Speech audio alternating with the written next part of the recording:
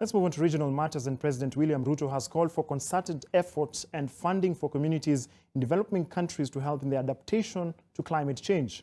The president was addressing the Climate Finance for Agriculture and Food Security event in Addis Ababa, Ethiopia, which is a side event of the 37th African Union Summit of Heads of State and Government.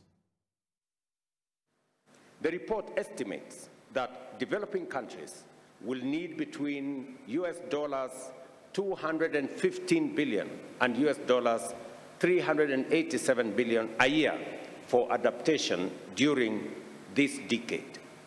The gap in climate finance is compounded by debt crisis facing many African countries. Consequently, a significant portion of government revenue is allocated to debt servicing rather than climate action. Moreover, the current global financial system often results in net outflows from developing to developed nations, exacerbating the challenges of sustainable development and climate resilience.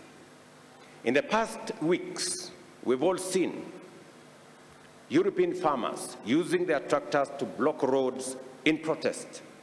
In some countries, protesters are calling for more action on climate adaptation, asking for measures to prevent farmland damage by flooding and other forms of extreme weather.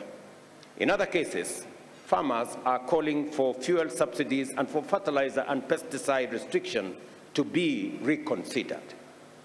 While the issues the farmers are protesting against may be varied, it is evident that climate adaptation and protection against impacts of extreme weather events is rapidly rising.